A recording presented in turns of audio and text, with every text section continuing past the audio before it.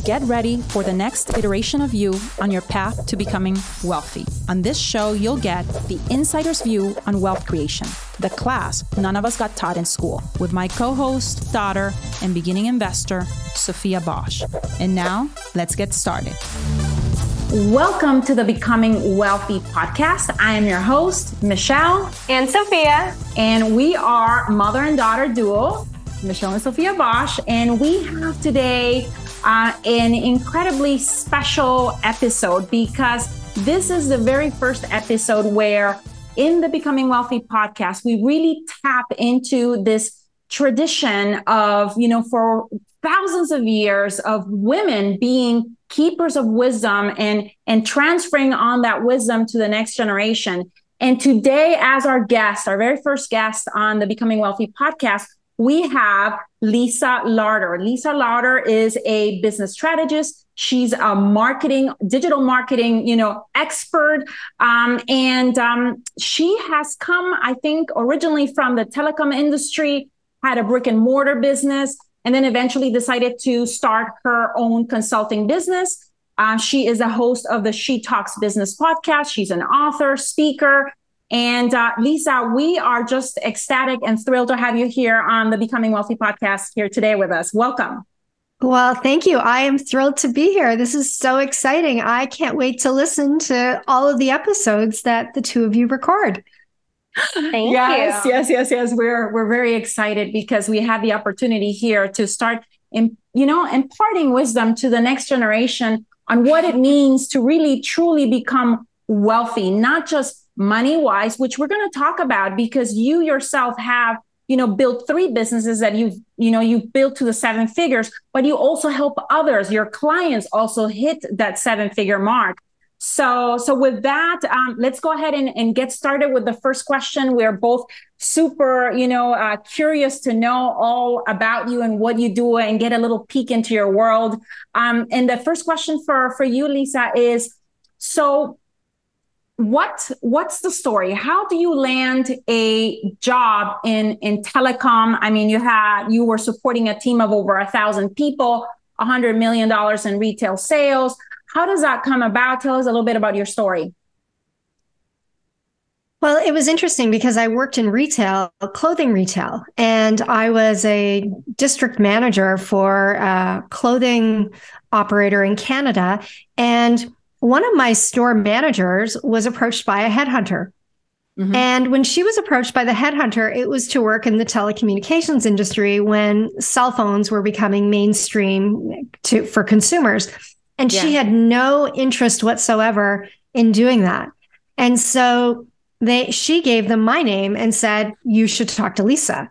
And I fell in love. I loved the idea of working with technology. I loved the idea of working in a startup industry. I was hired as a manager of one of their flagship stores in Canada, and I could see the future. I could see the opportunity. And because this was the first time a cellular provider had gone into retail, I knew that there was so much that I knew about retail that they didn't know, that it was going to be really easy for me to build a career there because I came in as a retail expert. I wasn't a technology expert, but I knew a lot about retail. And that's really how I was able to grow my career quite quickly with them over a 9-year period.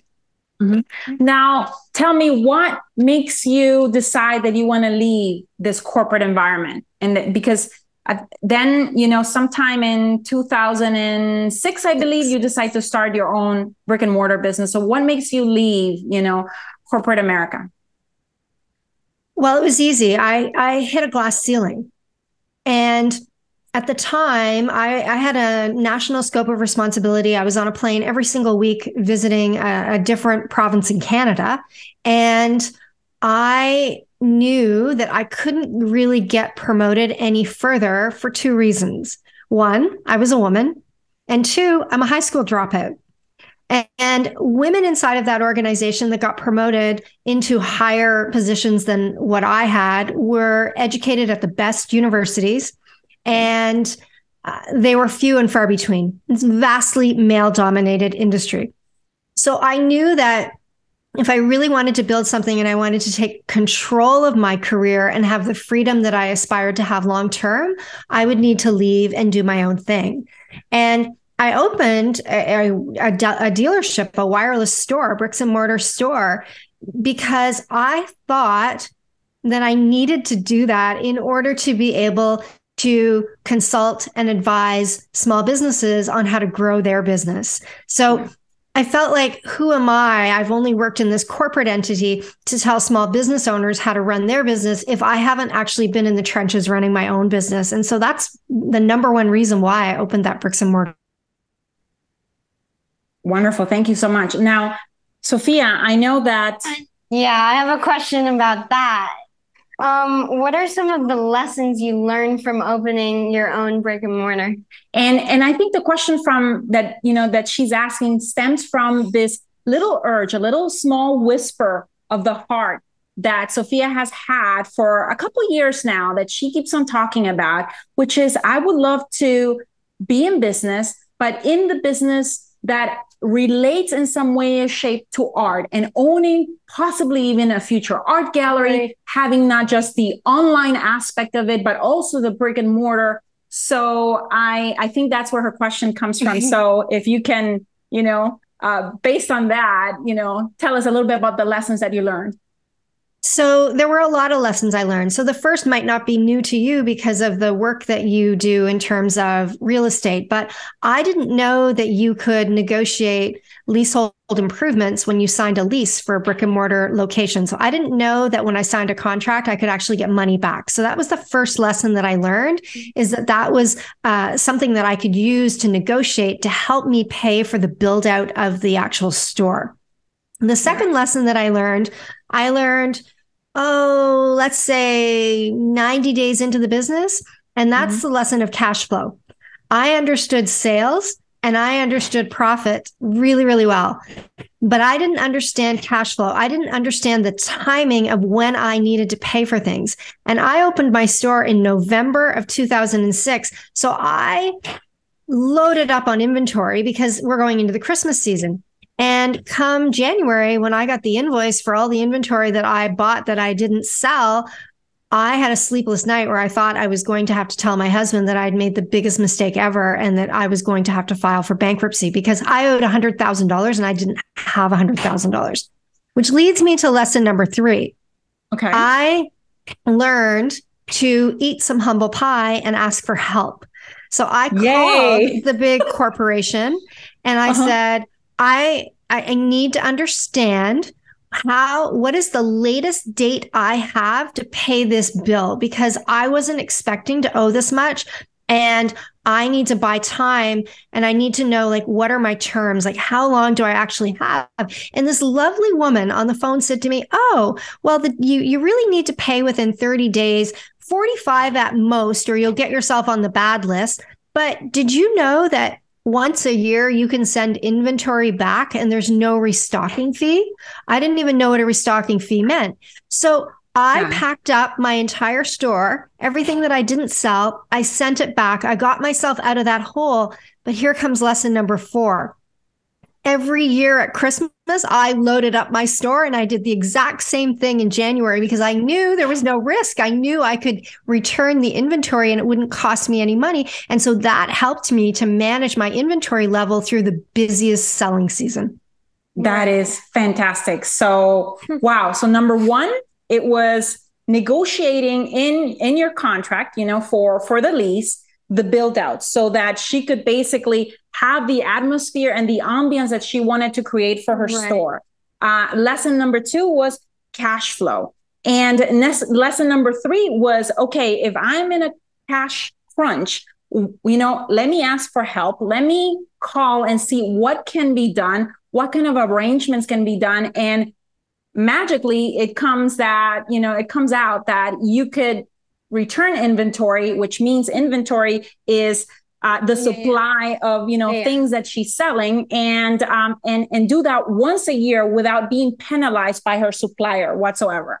So now she's doing this at Christmas to make sure that she has enough, of the items and selections for a possible amazing season in December. And then if something doesn't get sold, without any risk, she's basically gotten and mitigated all of her risk. She can send it back. So that is fantastic. Thank you so much, Lisa. That was, I think, very educational for Sophia. Yeah. And something that we hadn't discussed, actually, even though we're a family that is in real estate, we hadn't discussed with her the possibility that whenever you're about to rent or lease a space, that you have that opportunity to negotiate and ask for stuff, in your contract. So, yeah. Another question? Maybe. Yeah.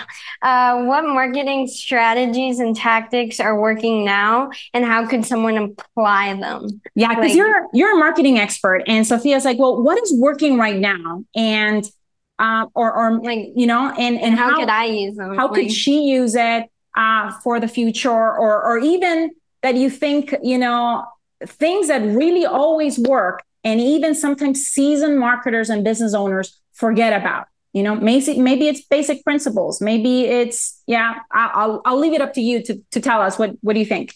Yeah, well, I think first of all, it depends on who your buyer is. So if you're selling to a corporate buyer or you're selling professional services, then TikTok is probably not the place for you. But if you're selling consumer goods and you are more in the influencer space, then TikTok may be for you. So I think the first thing that I would say to you is pay attention to who your buyer is and where your buyer spends time. Because the perfect marketing formula is when you actually show up at the intersection of where your buyer is. So I think that's number one. Number two is really understanding where your sales come from. So the vast majority of my sales are referral based. And so I know that because my sales are referral based, I need to make sure that I have a really good website that makes a really good first impression. Because when somebody says, oh, you should check out Lisa Larter, the first thing they're going to do is go to my website. They're going to look at my blog. They're going to look at my podcast. They're going to read about my services. So making sure that I have a really, really strong presence there is important. And people don't always think about that as a marketing vehicle, but it really is. And then the third thing that I would say is I also generate a lot of leads when I speak. So anytime I speak on stage, I always get new business. And so I can't be speaking on stage every single day. So the next best thing to speaking on stage is to do things that allow people to experience hearing my voice in other ways. So being on podcasts, recording videos, hosting my own podcast, those are all ways that allow people to kind of learn more about you, learn about your personality, and connect with you, because we buy from people we know, like, and trust. And if you don't put yourself out there, I can't determine if I like you and trust you, right? I need all three in order to make a buying decision. And that goes for, a stranger who is searching for something on the internet and they stumble across you too. They need to be able to experience social proof that you are who you say you are. So I was at an event this week, and there were a bunch of speakers at the event, and there was one speaker that really, really, really stood out for me. And so I searched that speaker. I went to their website. I clicked on Instagram. I followed them on Instagram because I'm a big Instagram user. I like to consume content on Instagram. But if I had gone to that person's website and they weren't on Instagram, they would have missed an opportunity to intersect with me as a potential buyer. And so that's why it's so important for you to understand where your buyers hang out. And people often say to me, well, how do I know where my buyers hang out? Simple. You don't have thousands of buyers. Pay attention to who your buyers are. Make a list of your top 10, 20, 30, 50 buyers, and then go look online and see where are they spending time, and make sure you are distributing your marketing content where they're hanging out. Yeah, and that specific platform, absolutely. So being incredibly customer centric and thinking about your buyer, basically your customer. That is, I think that is at the core of what, great marketing and great business is all about, is not just the sales, the revenue, but having the customer in mind first, delivering on the results that you promise, and always trying to make it easier, whether it's getting a result faster, easier, or whatever it may be that has the customer in mind. Right. So great. Thank you so much, Lisa. And in all of that, relationships matter. Yeah. You know, Sophia, you're young. And so as you continue to grow and expand your network, it will become easier for you to attract customers almost effortlessly. Yeah. People remember you based on their last experience of you. So you asked about my retail store. When I joined Facebook in 2007, I thought Facebook was, you know, for kids. And, you know, I didn't really think highly of Facebook. And I joined Facebook and I got a friend request from somebody that I went to high school with decades earlier. And this person didn't comment on anything. They didn't like anything, like nothing, no interaction with them for a couple of years. And then all of a sudden I get a message from them on Facebook. I see you own a TELUS dealership. The company that I work for uses TELUS phones and we're looking for a new dealer who can help us. That message represented the largest B2B sale I had in the history of my business. And it was all because this and B2B one is business to business, just so you know. Yeah. Go ahead. It was all because of how that individual remembered me from high school. So the relationship, the last point of contact you have with someone in a relationship is how they will remember you for decades to come, which is why good relationship building is always a good thing to do from a marketing perspective. And that's good for you to mention right now, Lisa, because right now Sophia she's going into sophomore. But at freshman year, you know, she started in a new school and she had the situation where all of those friends, you know, that she had built up to middle school were going into 3 or 4 major schools here. And I always, you know, made the emphasis of like, Sophia, you want to maintain relationships with all of these kids, because just the fact that they're going into different schools doesn't mean that you don't love who they are, what they stand for, their family, their values, you know, and you shared amazing memories together. So make sure that you make a constant effort, which I know she does, in arranging for, you know, not any more play dates, but more like let's go out for dinner, because now she's about to turn 16, you know, and do things together to maintain and foster those relationships. And those, you know, are, believe it or not, like Lisa said right now, people that you will possibly, you know, in the future tap into, or they will be able to tap into you, you know, to help them with whatever it is that they're, you know, about to embark on, or project that they might be working. They might realize or remember, I remember Sophia, she was, you know, really good at this. You know, I wonder if she has or knows a person that could help me with what I'm doing right now. And when we're of service to others, more than likely people are willing to also reciprocate for when we perhaps, you know, have a situation where we would need of their expertise. So super, super important. Thank you, Lisa, for pointing specifically that out. Now I want to shift gears a little bit. And I want to talk to you about making financial decisions. Sophia is coming, you know, slowly to an age where, you know, she has started, you know, her little land business. She's starting to flip land, basically buying it low, selling it high. We're very close to our very first deal. She's going to have called me, by the way. Oh, the lady, her seller called her. So we need to call her back and make sure that hopefully that's a deal. But she's going to be coming into a little bit of money from the profits at that very first sale. And so once you do have that money, she needs to think about, you know, future financial decisions, investments, perhaps in herself, perhaps in her business. So how do you make financial decisions? And I don't know, perhaps you might even want to, you know, come back to maybe a memory or a first memory of money when you were growing up that perhaps has shaped, you know, how you make financial decisions today, or things that you've learned along the way that have shaped financial. And when I mean financial decisions, I'm talking about not the, you know, $5 latte, even though that is important, because every little bit of dollar that goes out counts, you know, when it's outflow or when we're talking cash flow. But I'm talking about the decisions that are a little bit scary, where it was a big dollar amount and you were about to either bet on yourself on an idea, on a project? How have you gone about those? Wow, that's an interesting question. And I'm gonna talk to you about something small before I talk about something big. Yeah. I did not grow up in a family that was good with money. I grew up in, basically poverty. And so I didn't have role models for what being responsible with money looked like. And then when I started dating my husband in my mid-20s, when we decided to move in together, he wanted to buy a house. He didn't want to rent. And so I had to learn to become responsible with money, and I didn't want to let him down. But because I didn't want to let him down, that kind of carried over into a bit of a mindset issue, because I never wanted to make bad decisions with money. And there was a day where I wanted to buy this Herman Miller office chair, and it was $800 or $900.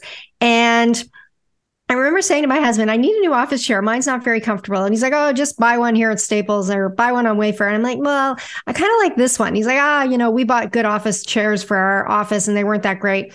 And so then I complained about my back again and my chair. And one day he just looked at me and he's like, well, why don't you just buy the one you want? That's the one you want.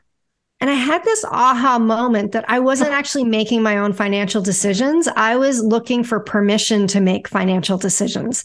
I was looking for somebody to tell me that it was okay to spend $800 of my own hard-earned money, not his money, my money in my business. And I didn't need to do that. I needed to give myself permission to invest.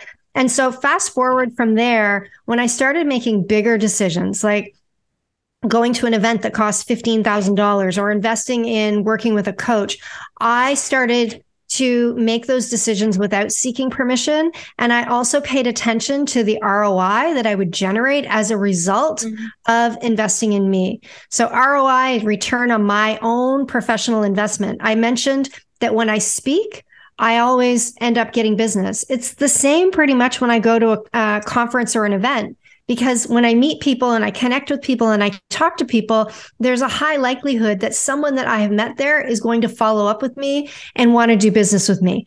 Michelle, you're familiar with Strategic Coach. I haven't even been in the program for a year yet, and I already have 2 clients. So it's one of those things where you have to invest to be in the room with people that you aspire to be like. Yeah. And if I want to have a successful business and I want to create wealth in my life, then I need to hang around people that think like that and people that are already doing that before I feel comfortable and ready for it. And I think that's a key word, before I feel comfortable and I'm ready for it. Yeah. Because we'll never be ready. If you keep on waiting is a trap. And so it's got to be done. There's a little bit of bravery, of courage, of, banking in yourself that comes with that. Yeah. Yeah, absolutely. Absolutely. And I would just say, as a woman, don't abdicate responsibility for your own life financially. It's great to be in a relationship with someone that has great financial values, and it's important to be respectful to each other if you're sharing money, but don't give away your power when it comes to making those decisions for yourself. It's really important that you make them for you.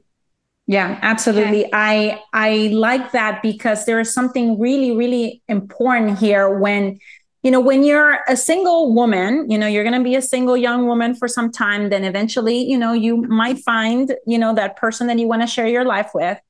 And it's important to, like Lisa said right now, to be not asking or seeking permission, but getting perspective, because you want to be respectful of that person and of now the combined finances and combined vision and dreams that you might have, for your family. And there's this incredible distinction, I think, between the two, between, saying I'm about to invest this amount of money and this is what I think, why I need it. And this is what I think I will be able to get out of it. And this is how I can see a return on investment. Right. But what do you think? And so it's a very different conversation, when you go in there, should I do this? Which is more like permission versus, can you give me perspective, based on your experience? Respect their opinion. Because you respect their opinion. And so you want perspective, and then you still take that into consideration. And then at some point you're going to realize in this life partnership relationship. And I think it's probably the same for you, Lisa, that at some point, in some certain decisions, you will be the one leading when it comes to a financial decision, in your relationship. And sometimes it'll be your spouse, your partner leading. And there's this give and take, of leading each other to accomplish common goals and dreams together. Right. So yeah, thank you. So I think we probably have, talked about it already, but if you were right now, with your younger self, let's say we pierced through time and we went, to the Lisa of, that was in her maybe early 20s, what would you say to that Lisa? What piece of advice would you tell her, whether it be finances, or anything that has to do with wealth? And in wealth, I want to say, we talk here in our home about redefining wealth, because wealth is not just money, but it's also health. It's also relationships. It's your spiritual growth. It's your mental growth. It's your values. Like, what piece of advice would you have for a woman that is either starting out on their journey, maybe a woman or a client, that has forgotten a little bit about what becoming wealthy truly is? What would you say to them? I would say look for role models that you aspire to be like and borrow courage from those people. I didn't have role models for what wealthy looked like in my life. And so I found those role models in my jobs. I found those role models when I worked for the telecommunications company. And I would hear somebody say something, or I would see somebody wear something or drive something or have a home or something. And I would think, oh, I want that for me too. And so I'd pay very close attention to, how does that person behave that is different from how I behave? And what can I learn there? I think that sometimes as women, we are not necessarily the most confident in our early years.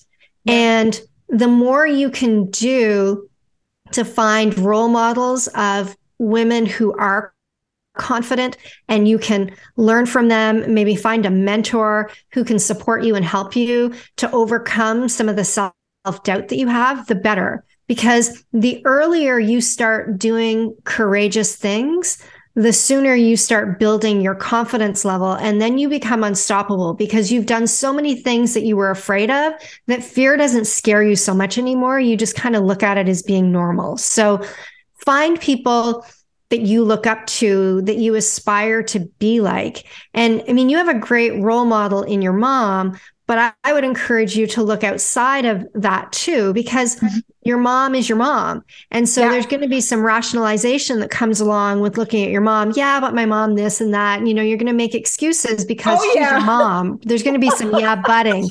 And so I would look for other women that are a few years older than you, maybe 5 years older than you, 10 years older than you, and just look at what are they doing in life that you would like to have. And, I remember a client of mine who's a therapist once saying, jealousy is a really great thing, because if you're jealous or envious of what someone else has, it means that you would like that.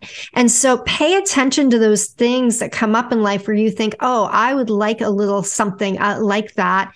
And then figure out, what did those people do? Because if they can do it, you can do it. Yeah. Right. And Sophia, I want to put it in perspective for you that this, what she's talking about building confidence and having actually self-doubts, this is like an ongoing process where, you commit to one thing that you are second guessing yourself for that might be small. And then you're going to be then doing it and feeling more comfortable, like Lisa said. But then the next bigger thing is going to come up that you're going to have to commit and muster the courage to commit as well. So it's an ongoing process. To this day, it continues being a process, at least for me, and I'm sure for you as well, Lisa. How do you now, as a grown woman and a business owner, a marketer, how are you overcoming some of that self-doubt today? I mean, always tapping into others is a great resource, but any other things that you have now or tools that you have developed to help you get through that? Well, I read a lot. Mm-hmm. And so because I read a lot, I feel like I'm always investing in my growth. And I pay close attention to the things that I'm maybe afraid of or uncomfortable with. And I try to close the gap between where I am and whatever that discomfort is. I am a lifelong learner. And I believe that learning, skills are transferable.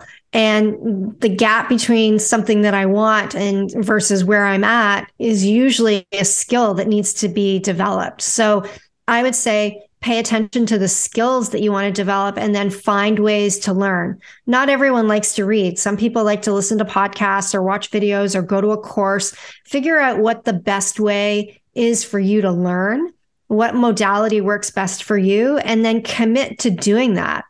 The other thing that I would say to you is identify the area where there's the greatest potential for growth. Years ago, I asked my supervisor when I worked for the corporation if I could go to this leadership conference, because we had an education budget, and she said no. And I was really upset. And she said, it's not about the money. She said, what are they going to do? Take you from a 9 out of 10 to a 9.5? Go find something you're a 6 out of 10 at, and I'll pay for that instead. Because I want you to go where you're going to get stretched, not where you're just going to top up a little bit. Mm-hmm. Yeah, that's a very good one. That's a very good one. Where is the biggest gap? And that where you have the biggest gap is usually the things that you're more scared of stretching in to, and stepping into. So for sure. Lisa, I absolutely loved our chat today. I wish, I could probably talk to you for hours, so much wisdom in such a short period of time. And I'm so very grateful for you coming here on the Becoming Wealthy podcast.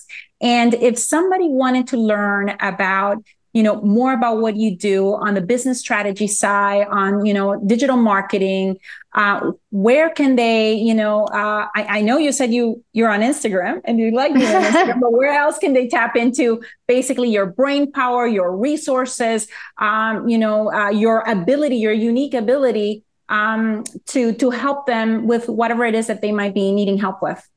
Sure. I think there's two places that they can go. One, they could go to my website, lisalarter.com, and there's all kinds of information there where they can learn and read, listen to podcasts, all that kind of stuff.